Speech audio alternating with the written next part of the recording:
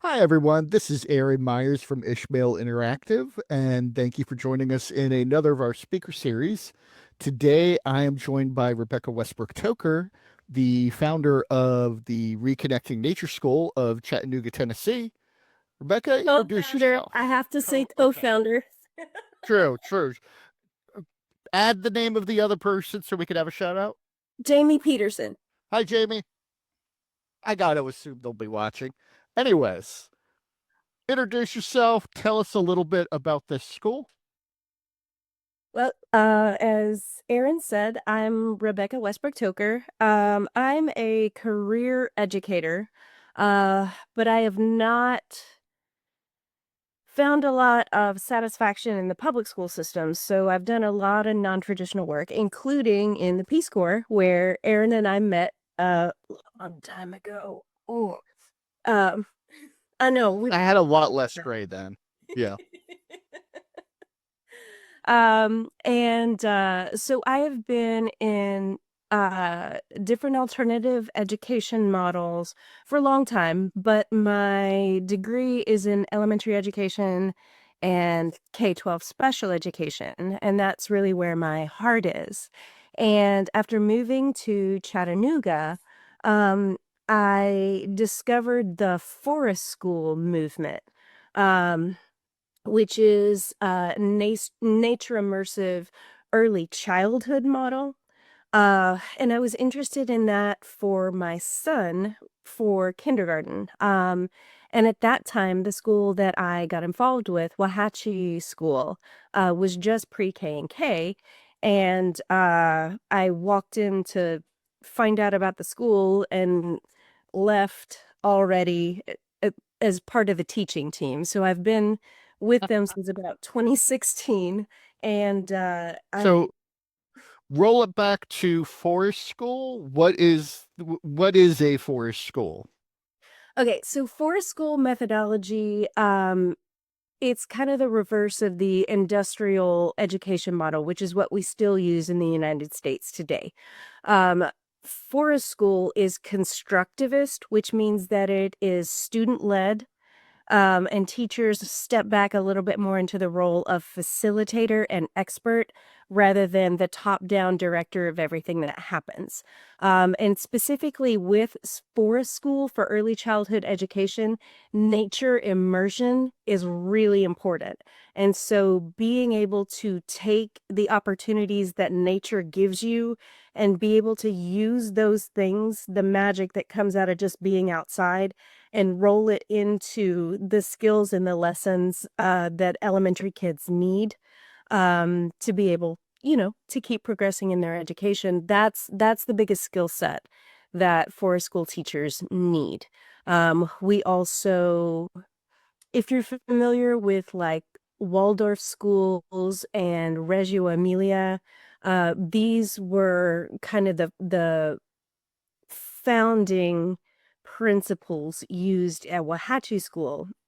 And so when we started thinking about what the next step up would be, um, we used those principles and the basis of forest school methodology, and then looked at what 21st century middle and high schoolers would need. So where is this? Is this big somewhere in the world? Where is it more common? Uh, well, in Europe, Europe and Scandinavia. Yeah, Yeah. legitimate. Um, and actually the founder of Wahatchee, that taught me a lot, she has been training teachers in China. Every couple of years she'll go over and train a cohort. So there it's getting purchase in different places in the world. And So it's you spreading here in the southeast as well. so you say that this is early education, but now it's going into middle and high school at the need of your own child. But you have other kids who are in the program who have had a similar need. So you're all coalescing around this need of a public service that doesn't quite match the requirements Yeah. of the people. And so when we opened our doors, we weren't quite sure exactly who our target demographic was. But we saw last year very quickly who was finding us. And so, over the summer, like we talked this out and figured out, hey, like this really is our specialty, and these are the kids that need us. Okay, so you have this demographic that you're looking at that you are targeting because of your real life input, which from a design perspective is great because you can make any idea in the back room, but there's nothing quite as effective as launching and seeing what happens and then trying to steer the ship that way. So you launched, you saw who was coming in and said, "Hey, this is what we're good at." Were there any other takeaways post-launch or any other insights you gathered just from seeing it all happen? What we saw was that there really is a need for that. And so all of these things that we said and we set out, and all of these different phenomena that we have seen, like the pattern of when kids enroll and when we get a new wave of enrollment, all of that, like seeing it actually validated and seeing it happen, um, just affirms for us that, yeah, this is right and this is real. There is a need for this. It's not just an idea. And then having parents say to us, like, we think this is essentially saving our kid's life, like that's extremely powerful, you know? Yeah. So you get this feedback and it also helps because you start this to, hey, my kid has a need. And sometimes it's hard to remember that, oh, if he has a need, he's not so alien that nobody else would have that need. So there's a market, it's at home, it's relatable. And as you go through this and you get this feedback, where are you going to take it next? What's the next step? So we think, um, first, we need to get our feet under us and make sure that we are very good at what we do. Because we are, but there are still some things that we can tighten up. Yeah. This last year, we started at the beginning of the year with 4 students and 2 teachers. And by February, we had 16 students and we were hiring 2 staff members. This year, we've started with 25 and we have 4 full-time staff and 2 part-time staff. And so we need to It's good balance, growth. yeah, but we need to balance growth with making sure that we're stable and good, you know. Executing. Yeah. Yeah. No, Um, I like it. yeah, and we are continuing to strengthen our community partnerships. One of the things that's important to learn is like not every idea is something that we need to execute and do. Like, we can have conversations with community groups all day, and that has happened before. Um, but it's not always the right fit for our kids. It's not always the right fit for the community partner. You know what I mean? And so finding what works and sticking with that and not feeling like we have to do everything um, is a good rule of thumb. It's so easy to overextend. No is a very powerful word. Yeah. Something I try to remind people very often. So you are doing this public service, you are growing, you're on trying to perfect your execution, but you still have this system where you still live a life now because it's not part of the Chattanooga public school system where you got to pay the bills. You also got to run it like a business. Has this been easy to resolve? Because I know at heart you're an educator. That's what you put forward. But now you're providing jobs. It's a very Right. different mindset. And that is nerve-wracking. I won't lie. My co-founder and I did not pay ourselves for the first semester. And we didn't pay ourselves through the summer because, we That's had to pretty pay. common when you start your own business. Right. Yeah. But we do and have paid our staff.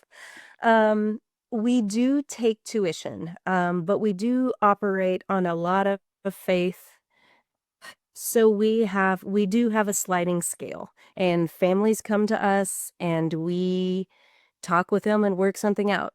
Very few of our families are paying full-time tuition. Um, however, COVID provided an opportunity for the micro school movement to really gain steam. And so now, um, I know at least in this region, because I went to a conference in DC this summer for different micro school founders. Um, there, state by state, there is legislation and accreditation opportunities that are popping up. And right now, we entered this year. We got accepted for an accelerated accreditation process through NextGen. And so we are pursuing accreditation as a level 3 micro school, which will allow us to take vouchers, and that is, Outstanding. yeah, it's very cool because that means that these kids will be getting the free appropriate public education that they're guaranteed, and the money won't have to come out of their parents' pockets. Right. So, like I said, we have a lot of people here who are or were serving the public good in some fashion. They're trying to figure out what to do, how to enter out into the world and still do something meaningful. Do you have any, what's your top line advice? What should people keep in mind when they're sort of facing this set of problems? I'll say from my own experience that I avoided being in charge for a long, long time because I didn't want that resting on my shoulders. And also, I had a lot of poser syndrome. But having a partner, having Jamie and us doing this together, um, I think has made it possible for both of us to say, hey, we can do this. We know what we're doing. We're taking the experience that we have. We are working all of the relationships and connections that we have in this area, and we are going to make this work, right? Because we figured out what we have that is special. Um, and we use that message and we use our connections to make sure that this thing can survive. Outstanding. So, thank you for joining us on this week's speaker series of Ishmael Interactive, Rebecca. At this point, I want to do what we call the one for fun. The one for fun is that mental bookmark at the end of every podcast episode where we ask something goofy that's off the wall but memorable. It's a bookmark. So people could say, hey, did you hear the one where the founder of the school said what they like on their pizza? I can't believe they said pineapple.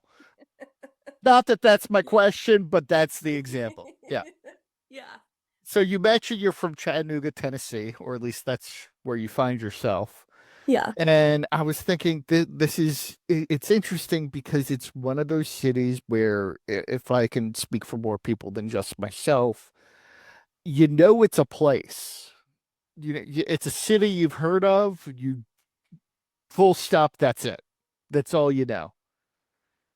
If somebody's going to Chattanooga, what's the hidden gem? What's the one tidbit of information that they should have? Okay. Well, this is my 12th year in Chattanooga. I will say that I'm still fully in my honeymoon period with it. I've never fallen out of love with this city. And what you should know about Chattanooga is that you should come here. Whatever you like, we have it in a There's something, slightly yeah. weird way. It's, okay, slightly weird is a good note to end on. I'm a fan of the slightly weird. Let's go with it. Thank you, everybody, for joining us on this session from Ishmael Interactive. We'll see you next week.